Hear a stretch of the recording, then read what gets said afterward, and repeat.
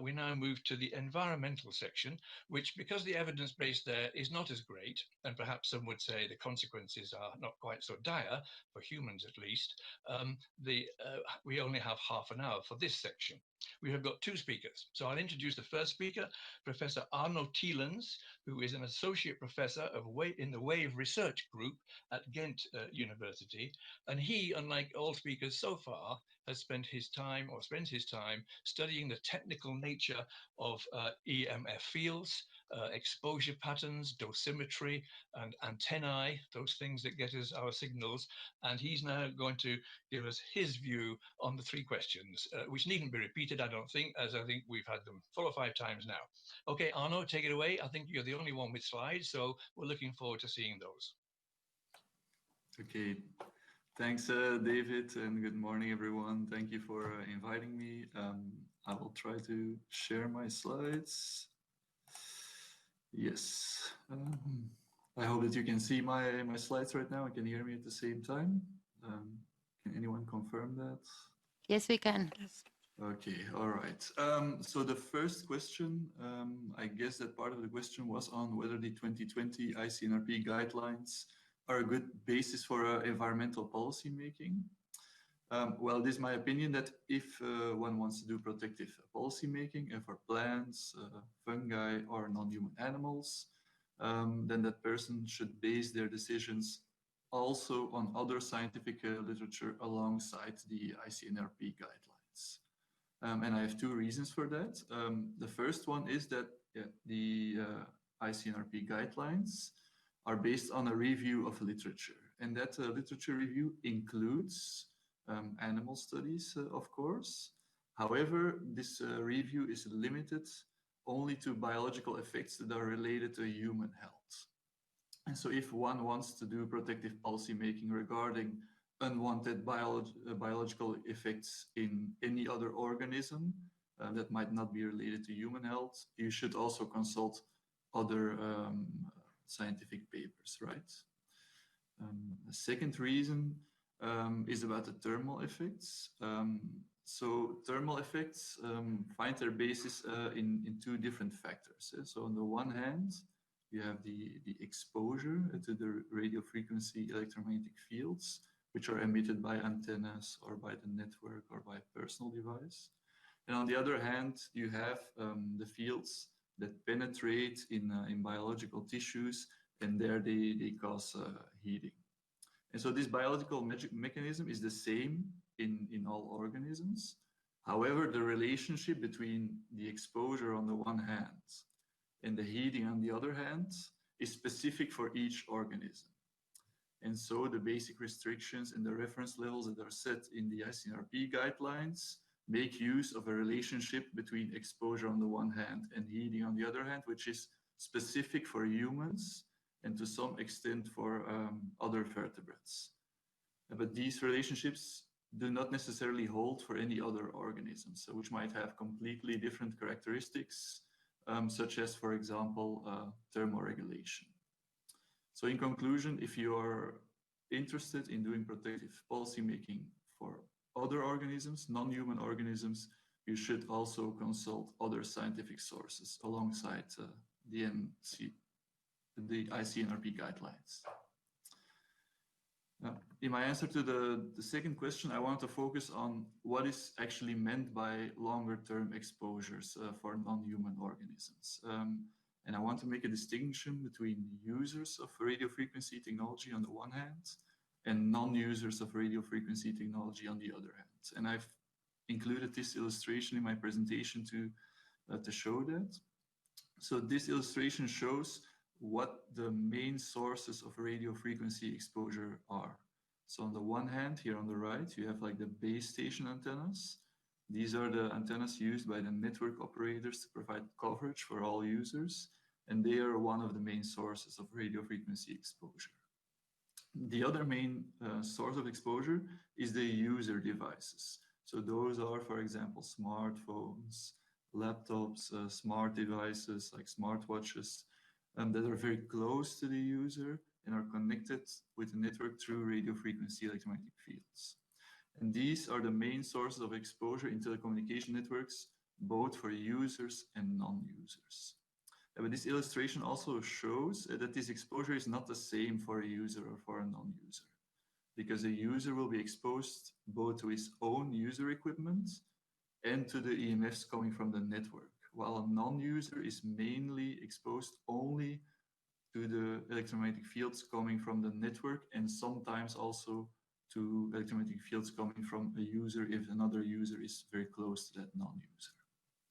And this difference has already been quantified for humans, so that I've shown here on this slide. So the vertical axis shows the average daily exposure of a normal user on the left and a human non-user on the right. And what you see is that there is a very big difference in that exposure.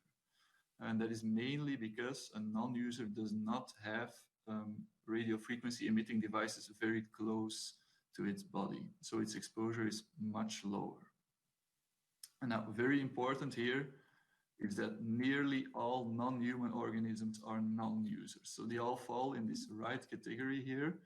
And so the expectation is that the radio frequency electromagnetic field exposure is relatively low, especially if you compare it to humans, which are almost, all humans are users of radio frequency electromagnetic fields, especially in the European Union. So that being said, it is expected that this exposure of non-users is going to change in fifth generation networks. So what I've shown here on this slide on the left is how the exposure from the network is right now for non-users and users. So current networks work with base station antennas that try to cover very large areas. And in those large areas, you might find users of the network, but there are also a lot of non-users of the network. And both the non-users and the users are equally exposed to the network. So they both get the same exposure right now. And for the non-users, this is the dominant exposure that they experience. Now, in certain fifth generation networks, the base station antennas are going to try to focus their energy towards the intended users. So they're going to try to establish a more efficient telecommunication this way. And of course, this means that they're also going to focus those electromagnetic fields towards the user. And this means that in those frequency bands, it is expected that there will be less exposure for non-users. Now, these are two, let's say, extreme cases that I've shown here. A real network will include both of these situations. And so in a real future network, it is uncertain how the exposure of a non-user will be. So it is my advice that this should be quantified in future networks. The second aspect that I want to show is that, of course, in fifth generation networks, the goal is to enable a lot more wireless applications. And some of those new wireless applications will involve higher exposure of non-human organisms. I've shown two examples here of wireless tracking devices, and these are now, let's say, experimental devices or devices that have come very recently on the market.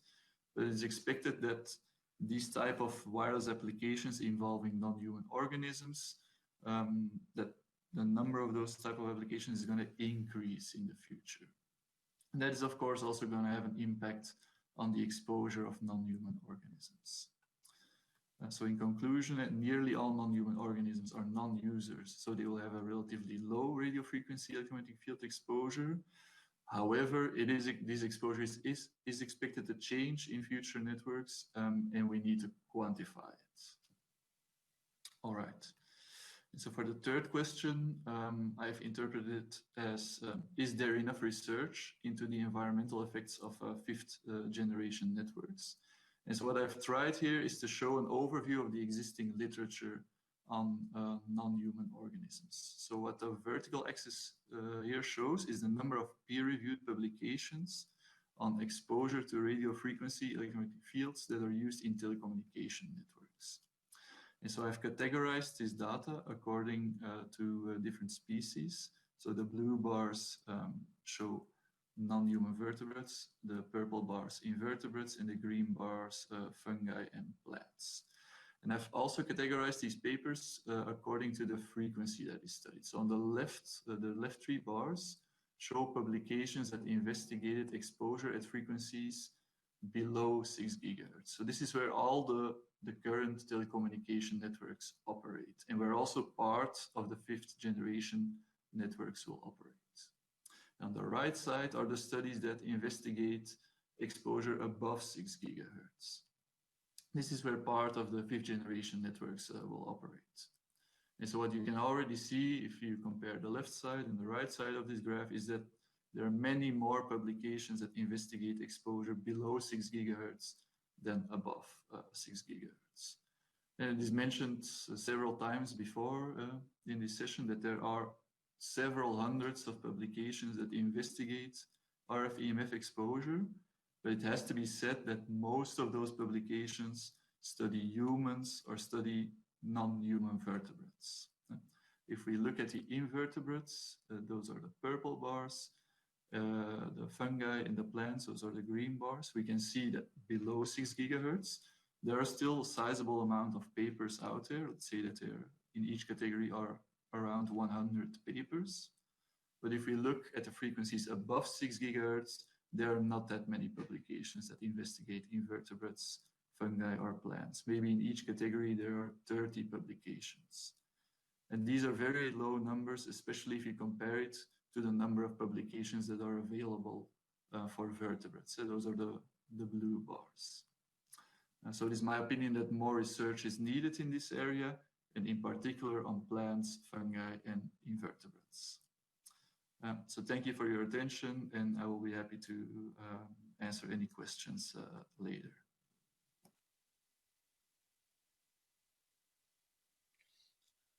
Thank you very much, Arnos. That was extremely helpful and introduces a new dimension to this particular issue, the environment side. I wonder, before we move on to the next speaker, whether you'd say the evidence for effects, harmful effects, on trees, bees, insects, and other aspects of the environment are not convincing, a bit like, as Elizabeth pointed out, for the human evidence, but perhaps concerning, as she thought it was for the human evidence.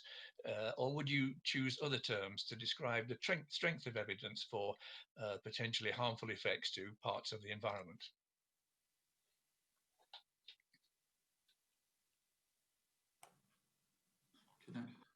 Yeah, thanks, David. So what I would say is that especially if we are looking at frequencies above 6 gigahertz, it is too early to make such assessments. This field is not mature enough, and it is definitely necessary to do more studies before we come to such conclusions. Okay, and below 6 gigahertz, the existing networks that the environment is exposed to?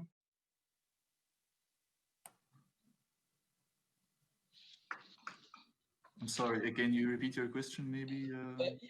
Yes, the frequencies to which the environment and people are currently exposed to from 2, 3, 4G, the studies there, how would you characterize the strength of evidence there? Because it's a lesser known area than the health side.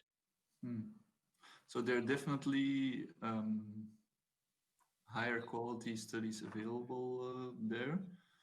There have been effects shown, and of course there are also thresholds shown for plants and for invertebrates on the dielectric heating.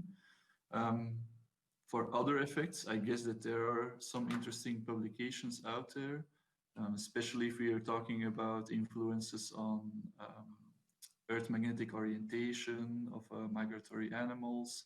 I think that the last decades there have been very interesting publications that have shown that there is some disturbance by low frequency radio frequency radiations going on there. However, I have to say that these are low frequencies, right? So they are not involved in telecommunication, and it is also not proven that these effects are harmful, but it are biological effects that have been shown. Okay, thank you very much.